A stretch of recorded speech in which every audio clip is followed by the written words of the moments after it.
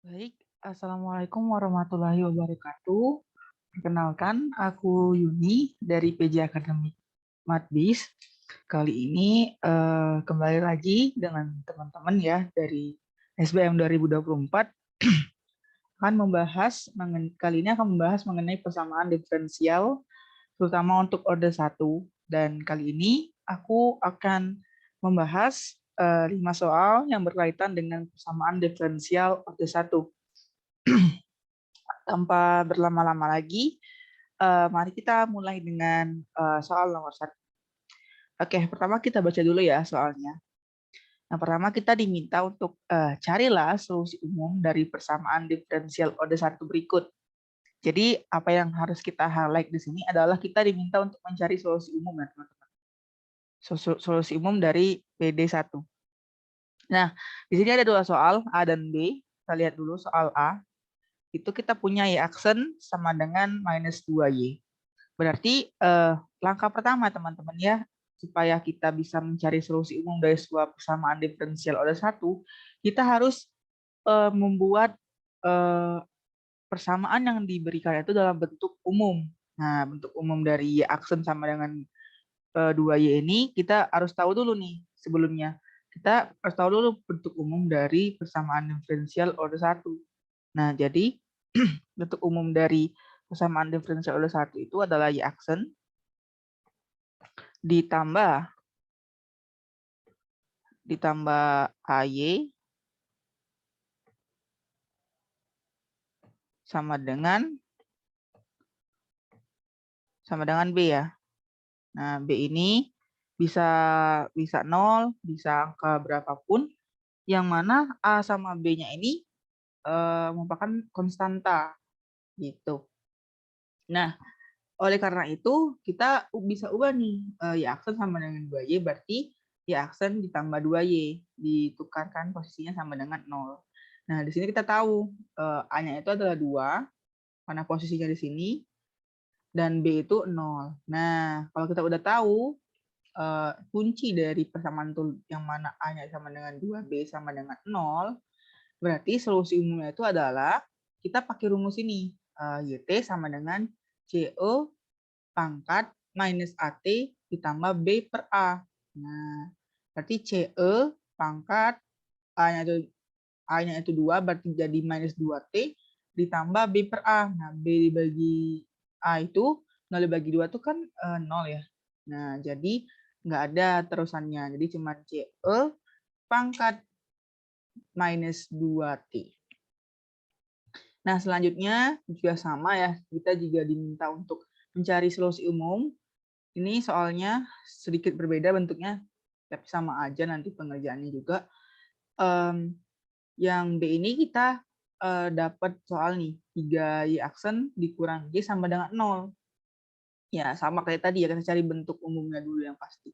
Nah, bentuk umumnya ya udah, karena yang di depan itu harus Y aksen, nggak boleh ada 3Y aksen, 4Y aksen. Nah, berarti semua ini dibagi 3 ya teman-teman. Berarti 3Y aksen dibagi 3 itu Y aksen, dikurang Y, satu kan ada 1 kan ya. 1 berarti 1/3Y sama dengan 0. Berarti kita dapat A-nya itu adalah minus 1/3, B-nya itu adalah 0 sebagai kunci dari penyelesaian solusi umumnya nanti. Nah, ya udah, berarti solusi umum dari soal nomor 1 ini adalah YT sama dengan CE pangkat 1/3 karena dia minus ketemu minus kan ya, jadi plus, dan B per A-nya juga 0. Oke. Kita selanjutnya sama, kita juga akan masih dalam penyelesaian persamaan diferensial oleh 1. Bedanya apa dengan yang nomor 1 dan nomor 2? Kalau nomor 1 ini kita nggak diketahui nih, misal jumlah waktunya itu kita nggak tahu gitu. Atau T-nya kita nggak dikasih tahu. Nah, kalau di sini kita dikasih tahu nih. Nah, gimana kalau dikasih tahu berarti kita bukan lagi menentukan solusi umum kayak nomor 1 ya. Tapi nomor 2 ini kita sudah berusaha untuk mencari solusi khusus. Gimana caranya? Mari kita simak ya. Nah, untuk nomor 2, kita punya y-aksen, ya, y-aksen dikurangi sama dengan 0, yang mana kita tahu y0-nya itu sama dengan 1. Berarti yt-nya itu sama dengan 1. Ketika t-nya itu diganti sebagai 0, hasil y-nya itu akan 1 maksudnya. Nah, karena y-aksen dikurangi y sama dengan 0 itu sudah dalam bentuk umum ya, berarti kita bisa cari langsung. Kita cari A-nya itu adalah -1, B-nya itu adalah 0. Oke, berarti dari sini kita tahu solusi umum dulu ya. Kita cari solusi umumnya. YT, kayak rumus yang awal, CE pangkat min AT ditambah B per A. Nah, dari sini kan kita tahu kalau A-nya itu adalah -1, ditemukan dengan minus, berarti 1. CE pangkat 1T, berarti CE pangkat T ditambah 0 kan ya, B per A. Berarti CE pangkat T. Nah, di sini kita tahu Y0-nya sama dengan 1. Berarti T. TCE pangkat T, berarti T di sini digantikan dengan 0. Berarti CE sama dengan 1. Yang mana kalau E pangkat 0 itu, ya teman-teman, E pangkat 0 itu sama dengan 1. Berarti C dikali 1, C ya. Berarti C sama dengan 1. Nah, dari situ kita dapat hasil solusi khususnya itu adalah 1. Dari sini kita pindahkan ke sini. C-nya itu berapa? C-nya 1, E pangkat T. Karena dia C-nya itu 1, berarti sama aja ya, kalau nggak ada tulis juga bisa, berarti sama dengan YT sama dengan E pangkat T. Gitu. Mungkin soal selanjutnya juga ya, biar lebih terbayang lagi tentang soal ini. Kita punya, misal kita punya 5Y sama dengan 10, 5Y aksen sama dengan 10Y, di mana Y0 itu sama dengan 3. Nah, sama juga di sini kita juga diminta untuk mencari solusi khusus. Nah, sebelumnya kita cari dulu nih bentuk umum, karena kan di sini ada 5Y aksen yang mana nggak boleh ya, harus Y aksen, dan juga posisinya juga nggak benar, belum benar sesuai dengan bentuk umum. Berarti kita ubah 5Y aksen dibagi 5 itu adalah 2Y aksen, Y aksen maksudnya, dikurangin 10Y ya, minus 10Y, 10Y dibagi 10, minus 10Y dibagi 5 berarti minus 2Y sama dengan 0. Nah, dari situ kan kita gampang ya. Kita udah dapet yang mana A-nya itu adalah minus 2, B-nya itu 0. Ya udah, kita cari solusi khususnya dulu ya. Ini solusi khususnya yang mana rumusnya itu kan CE pangkat min AT plus B per A. Nah, karena A-nya itu minus 2, ketemu minus juga di sini, berarti jadi 2. Berarti sama ditambah B per A-nya kan 0, berarti sama dengan CE pangkat 2T. Nah, solusi khususnya gimana? Ya udah sama aja kayak tadi.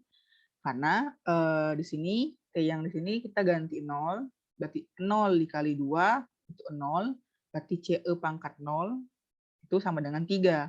Nah, 0 ini kan kayak aku bilang tadi, 0 ini nih, kehapus. Yang aku bilang tadi kalau CE pangkat 0 itu, maksudnya E pangkat 0 itu adalah 1, berarti C dikali 1 sama dengan 3. Berarti C sama dengan 3. Nah, kita balikin lagi. Untuk cari solusi khususnya, kita udah dapat C-nya itu adalah 3, berarti YT sama dengan 3 dikali E pangkat 2T. Gitu. Gampang ya, teman-teman. Itu intinya kita harus tahu bentuk umum. Terus kalau kita udah tahu bentuk umum, kita bisa cari solusi umum, baru kita cari solusi khusus. Itu aja. Oke, selanjutnya kita beranjak ke masalah kekonvergenan. Jadi kita harus tahu nih solusi yang kita cari sebelumnya itu apakah konvergen ke solusi setimbang ataukah divergen ke solusi setimbang gitu. Lanjut ya. Jadi di sini nomor 3 kita dimintakan untuk menentukan solusi persamaan diferensial, berarti kita diminta untuk mencari solusi khusus sekaligus mencari kekonvergenan. Nah, di sini kita punya Y aksen ditambah 2Y sama dengan 4, yang mana Y0 itu sama dengan 10, dan di sini kita langsung ya, karena ini udah dalam bentuk apa namanya, udah dalam bentuk umum, berarti A-nya sama dengan 2, B-nya sama dengan 4. Nah, beda dengan soal-soal tadi, kalau kita nyari kekonvergenan, ya harus B-nya nggak boleh 0 ya. Kalau 0 nanti nggak ketemu kekonvergenan. Jadi di sini kita punya B-nya sama dengan 2. Oke. Nah, dari situ kita cari ya solusi umumnya dulu ya. CE pangkat minus AT ditambah B per A sama dengan C. Berarti kan A-nya itu tadi 2, berarti CE pangkat minus 2T per B per A. B per A-nya itu 2. B per A-nya itu, nah B per A-nya itu adalah solusi setimbang. B per A ini adalah rumus dari solusi setimbang. Ya, gitu. Nah, di sini kita punya solusi setimbangnya sama dengan 2. Berarti CE pangkat minus 2T itu ditambah dengan solusi setimbang. Berarti CE pangkat 2 minus 2T ditambah 2. Nah, kayak tadi, selanjutnya kita cari solusi khususnya yang mana Y0 sama dengan 10. Berarti T-nya itu kita gantikan dengan 0, terus sama dengan 10 ya. Berarti CE pangkat minus 2 dikali 0 ditambah 2 sama dengan 10. Berarti karena di sini 1 ya, karena nanti minus 2 dikali 0, 0. Berarti C ditambah 2 sama dengan 10. Berarti kita bisa tukar posisi, berarti C sama dengan 8. Oke. Nah, solusi khususnya gimana? Ya udah, kita kembaliin lagi ke sini. Ya. Oke, C-nya terdapat 8, berarti YT sama dengan 8. C-nya diganti 8. E pangkat minus 2T ditambah solusi setimbangnya adalah 2. Nah, dari solusi setimbang yang 2 ini, yang hasilnya 2 ini, apakah konvergen ke solusi setimbang? Ya, jawabannya kita lihat dari A. Dari A yang kita dapat sebelumnya. A-nya itu 2. Nah, kalau dia lebih besar daripada 0, berarti dia solusinya konvergen. Gitu. Konvergen. Oke. Kita ini konvergen. Kalau A-nya lebih besar daripada 0. Oke, lanjut ya. Lanjut ke soal yang sama juga tapi dalam bentuk yang berbeda. Di sini kita punya Y aksen ya. Y aksen sama dengan BY. BY. Y aksen sama dengan 5Y minus 1. Mana Y0 itu sama dengan 2 ya. Jadi kita jawab dulu bentuk umumnya itu adalah kita ubah ya. Y aksen minus 5Y sama dengan minus 1. Maka kita dapat A itu sama dengan minus 5, B itu minus 1. Ya udah, kita langsung ke solusi umum. Oh, ini pangkat ya maksudnya. Berarti CE pangkat 5T ditambah setengah. Karena minus 1 dibagi minus 5. Berarti coret minus yang dihapus jadi 1/5. Kita tahu Y0 itu sama dengan 2 ya. Berarti ya udah, kita ganti T-nya itu dengan 0. CE pangkat 5 dikali 0 tambah setengah sama dengan 2. Karena dia kasih tahu Y0 sama dengan 2. Karena E pangkat 0 itu 1, berarti langsung aja kita tulis C. C tambah setengah sama dengan 2. Berarti C-nya itu adalah 2 dikurang 1/5. Alias C-nya itu sama dengan 9/5. Again, kita balik lagi ya ke konsep awal bahwa ketika dia sudah dicari C-nya, berarti C-nya itu diganti ya. Berarti YT sama dengan C yang diganti 9/5, E pangkat 5T ditambah setengah. Nah, bedanya sama yang tadi, kalau yang tadi kan A-nya positif ya, kalau ini A-nya negatif, alias kurang dari 0. Berarti dia apa? Benar. Berarti dia adalah divergen. Ada A-nya kurang dari 0. Gitu. Oke, lanjut ya. Kalau tadi kita udah bahas basic-basic, sebenarnya masih basic juga sih, masih gampang lah ya. Tapi ini kita buat dalam bentuk cerita. Oke. Nah, nomor 4. Nomor 4 ya. Di sini misal kita punya, sini kita ada masalah ya. Ya, masalah. Jika pendapatan per kapita meningkat dengan laju 4%, ya, pendapatan per kapita ya, meningkat dengan laju. Dengan laju ini pasti udah tahu ya, dengan laju itu pasti udah berhubungan sama turunan. Tentukan berapa lama sehingga pendapatan menjadi 2 kali lipat. Jadi dia nanya kalau dia 2 kali lipat dari 4% itu lajunya tuh berapa.